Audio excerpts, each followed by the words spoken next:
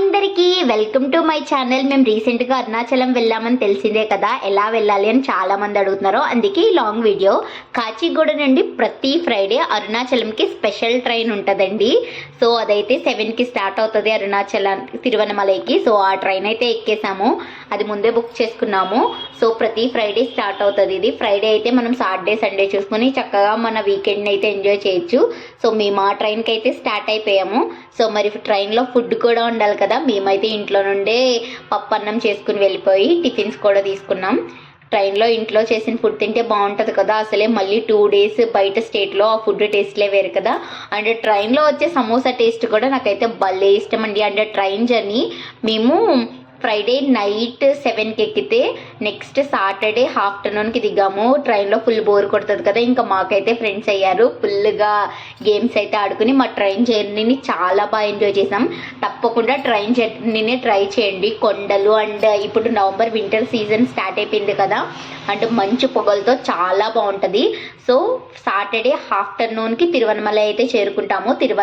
తిరువనమలై నుంచి ఆటోస్ ఉంటాయి టెంపుల్కి, అక్కడ దగ్గరలోనే. రూమ్స్ కూడా మేము ఏం బుక్ చేసుకోలేదు, డైరెక్ట్ వెళ్తే దొరికాయి. కొంచెం పౌర్ణమికి రష్ ఉంటుందంట. రూమ్స్ తీసుకుని ఫ్రెష్ అప్ అయిపోయాం. రూమ్స్ అయితే 1500 అండి.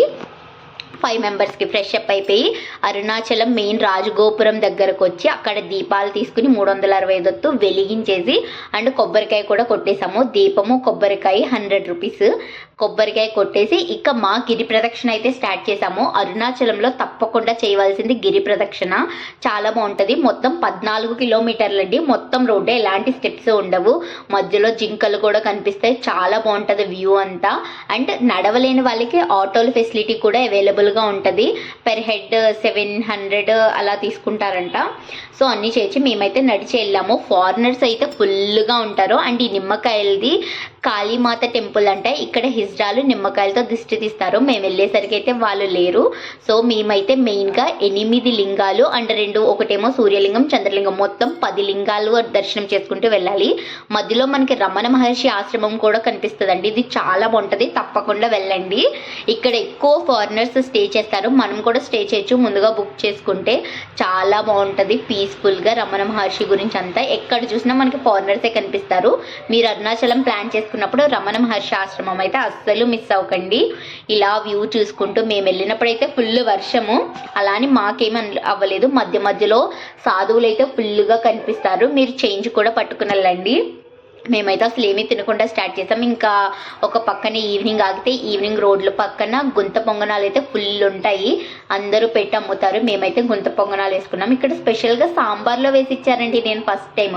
అండ్ గిరి ప్రదక్షిణాలు చేసినప్పుడు మనకి 10 లింగాలు వస్తాయన్నాను కదా, మోక్షలింగంలో లింగం ఏమి ఉండదు, కానీ ఇది ఒక మోక్ష మార్గం అనే ఒక ప్లేస్. ఇందులోంచి బయటికి ఎంత లావుగా ఉన్న వాళ్ళైనా వచ్చేస్తారు. ఇందులోంచి వస్తే మనం మోక్షానికి వెళ్తామని ప్రసిద్ధి. ఇది తప్పకుండా మిస్ అవ్వకండి, చాలా ఈజీనే. కొంచెం క్రాస్ ఉంటే చాలు. ఇప్పటి వరకు ఎంత లావుగా ఉన్న వాళ్ళు కూడా అవ్వలేదంట. అండ్ మేము గిరి ప్రదక్షిణ 3కి స్టార్ట్ చేసాం. మొత్తం క్లోజ్ అయ్యేసరికి 7:45 అయింది. పౌర్ణమి మర్నాడు వెళ్ళాం మేము. చంద్రుడు చూసారా, చాలా మంది చేస్తూనే ఉంటారు.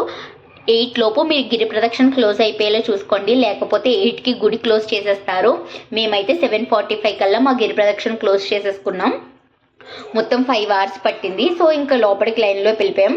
దర్శనం అవ్వడానికి కూడా 1.5 hour పట్టింది. మేము 8 కల్లా లోపలికి వెళ్ళుంటే 9:30 అయిందండి మా దర్శనం అయ్యేసరికి. లోపల చూడండి వ్యూ చాలా బాగుంటుంది. అండ్ ఇదంతా దర్శనం చేసుకుని వచ్చేసిన తర్వాత ఫుల్ ఆకలిస్తే అక్కడ కన్నా ఫ్యామిలీ రెస్టారెంట్ అని ఒకటి ఉంది.